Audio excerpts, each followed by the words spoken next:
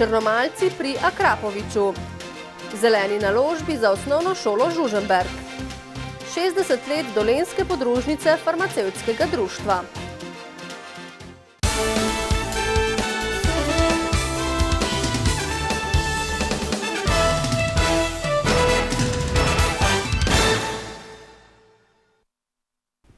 Dober večer. V Beli krajini, kjer beležijo skoraj 20% brezposelnost, so se pred 2 mesecema razveselili novice, da je družba Akrapovič kupila proizvodnje prostore nekdanjega Danfosa v Črnomlju. Da bi iz prve roke izvedeli, kakšni so načrti podjetja Akrapovič, so se člani Črnomaljskega občinskega sveta in Rica Bela krajina podali v Ivančno Gorico. Lastnik podjetja Igor Akrapovič jim je skupaj s sodelavci razkazal celotno podjetje in jim predstavil načrte ter vizijo družbe. Mi računamo, da bo v 5 letih približno 450 ljudi delalo v Črnomlju in kar dobršen del po mojih bo tudi iz tega območja. Seveda upam pa na dolgoročno rast, tako da mogoče, 7-8 let, nas bo pa 600-700. Celotno proizvodnjo in logistiko bodo namreč preselili v Črnomelj.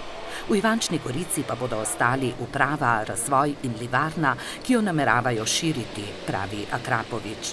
S Sekopom v Črnomlju, ki je najemnik prostorov, ki so jih kupili, se dogovarjajo, da bi mi 1/3 saj prevzeli na naslednjem letu in preselili en del naše proizvodne tja, potem pa sukcesivno, kot se bodo oni selili ven, prevzemali prostore. Črnomaljci so bili po ogledu podjetja in po pogovoru z njegovim vodstvom navdušeni. V današnjem času, ko poslušamo, kako so krize, kako je hudo in kako radi jamramo, tega danes tukaj nismo slišali. Slišali smo o razvoju, o napredku, o priložnostih.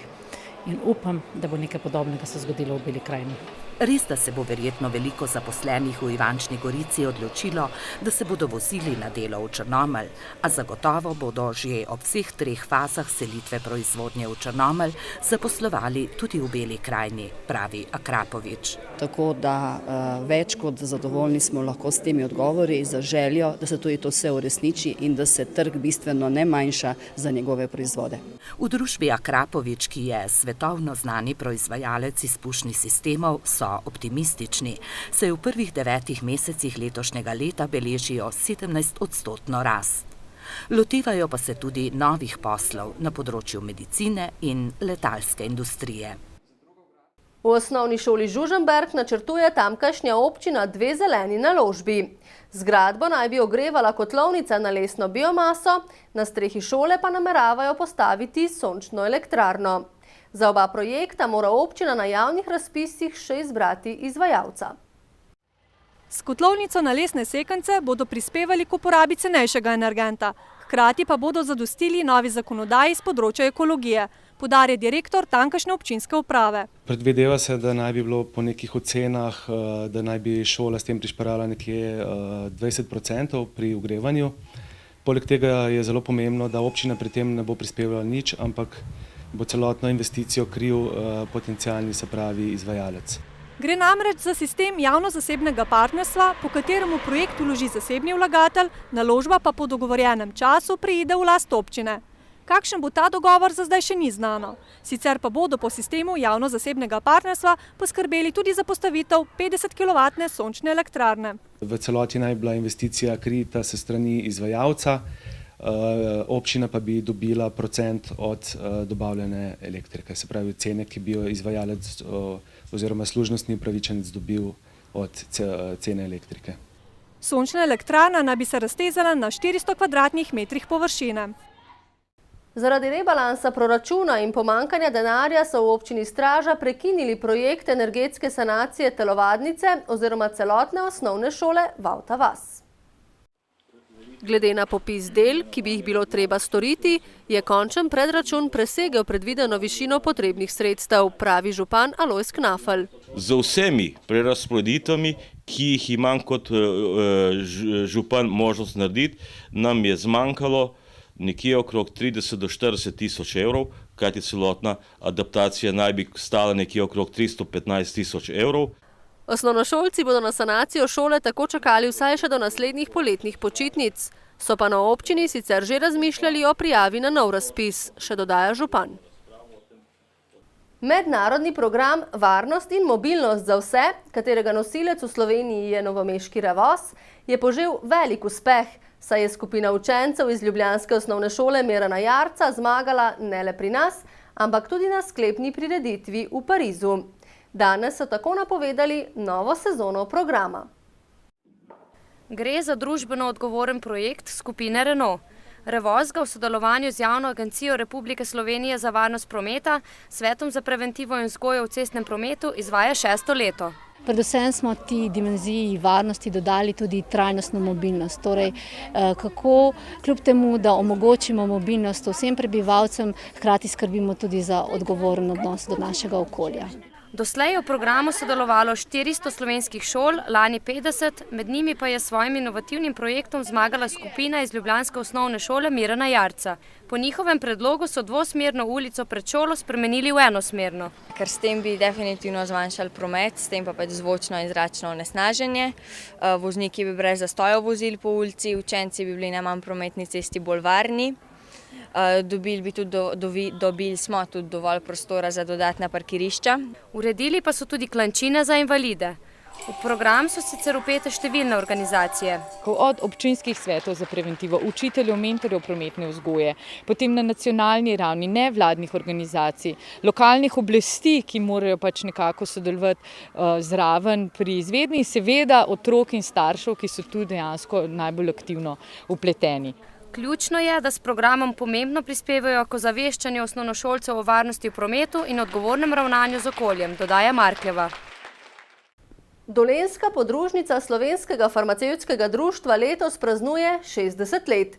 Že od ustanovitve leta 1952 je poglavitni cilj društva povezovati farmacevtske delavce in jim pomagati pri strokovnem izobraževanju. Dolenjska podružnica je stanovsko in strokovno združenje dolenjskih in belokranjskih farmacevtov ter farmacevtskih tehnikov ter ima 440 članov. Iz vrst našega društva se je porodilo tovarna zdravil. Dejansko naši člani so dali idejo za to uspešno tovarno, na katero smo zelo ponosni v našem času. Dolenjska podružnica je sicer 2 leti starejša od novomeške Krke. Lahko rečem, da v tej 58-letni zgodovini sodelovanja mi odlično sodelujemo, tudi več kot polovica članov podružnice je Krkašev, so zelo aktivni in verjamem, da bo tako tudi naprej. Direktorica dolenjskih lekarn Zofija Vitkovič, nekdaj tudi predsednica Dolenjske podružnice, je opozorila na osnovno poslanstvo farmacevtskega poklica. To pa je svetovanje o pravilni in varni uporabi zdravil. Namreč zelo je važno, da pri zdravljenju z zdravili sodeluje bolnik, kajti le tisti bolnik, ki bo dobro informiran o svojem zdravilu, bo tudi dober sodelavec v procesu zdravljenja. To, kar me impresionira v tem delu Slovenije, je velika povezanost 2 pomembnih vej farmacije, proizvodnje, ki jo pri nas oziroma tukaj na Dolenjskem seveda predstavlja tovarna zdravil Krka, in pa lekarništva. V podružnici pripravljajo veliko strokovnih predavanj, tudi ob praznovanju jubileja je bilo tako. Marija Pfeiffer je predstavila načine, kako zavreti procese staranja. Med drugim tudi z redno telesno dejavnostjo, kamor lahko zagotovo uvrstimo ples, česar se dobro zavedajo tudi člani plesnega kluba Novo mesto. Medtem ko je večina vinogradnikov v tem času polno zaposlena s kletarjenjem, so v Črnomaljski kleti že 7. leto zapored pripravili teden Portugalke, prvega mladega vina, ki je belokranjska posebnost. V 7 večerih, popestrenih z nastopi 7 glasbenih skupin, bo 5 belokranjskih vinarjev v Pokušino ponudilo svojo mlado Portugalko, ki je po mnenju mnogih tržna niša belokranjskih vinogradnikov. Če bomo nadaljevali s takimi promocijami, pa mogoče še tudi širše, izven meja Bele krajine, bi bilo to velik potencial in ne bi treba sekati vinogradov, ampak jih še saditi. Le nekaj več kot 10 belokranjskih vinogradnikov prideluje Portugalko. Ker gre za prvo mlado vino, ki se odlično prileže v pečenem kostanju, jo z lahkoto prodajo. To je prvi denar in prvi zaslužek vinogradnika, ki je v tekočem letu vlagal vso trud in delo. Sinoči je obiskovalcem Črnomaljske kleti svojo Portugalko predstavil Martin Pečarič iz Čuril pri Metliki. Ker se njegov vinograd s trtami Portugalke razprostira na obeh straneh slovensko-hrvaške meje, gre za posebno vino, pravi. Mislim, da je to res nekaj posebnega, kajti 2/3 tega vina je zraslo v Evropski uniji, 1/3 pa na Hrvaškem. Prihodnjo soboto, ko bodo zaključili letošnji teden Portugalke v Črnomlju, bodo razglasili najboljšo Portugalko, tako po mnenju obiskovalcev, kot tudi strokovne komisije. Sicer pa je o promociji tega mladega vina glavni namen 7-dnevne prireditve druženje. Torej, da se družimo, da nekako s kulturo in vinom popestrimo večere in ljudem nekako, da bodo lažje počakali do Martinovega, ko bo novo vino naproti, ko bo pripravljeno, ko bo martinovanje. V Črnomlju ga bodo pripravili pod ogrevanim šotorom 9. in 10. novembra. Oktober je med drugim tudi mesec, ko obeležujemo Mednarodni dan starejših. Po podatkih Združenih narodov je vsak 10. zemljan starejši od 60 let. Dan so obeležili tudi v novomeškem domu starejših občanov.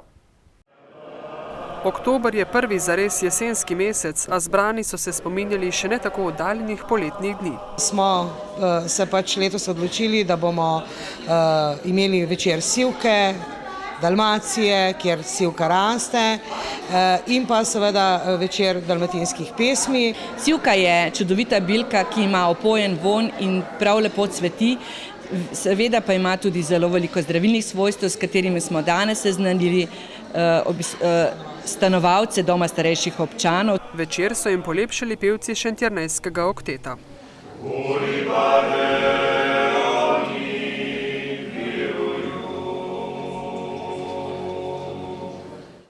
Franc Hočevar, upokojenec Bakrca, že nekaj let s polaganjem stekleničk upodablja različne motive.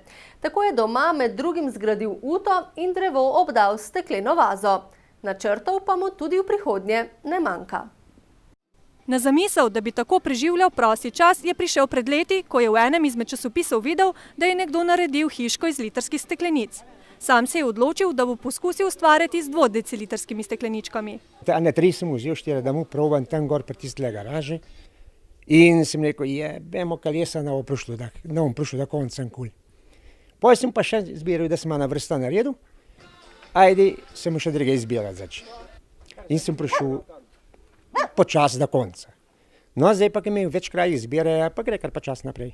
Tako je do danes skoraj končal že 5 projektov, za katere je porabil več kot 60 000 stekleničk. Naprimer samo za uto, ki jo je ustvarjal 1 leto, jih je potreboval 35 000. Tale oprema noter je tudi kar dosti gre jih, ne.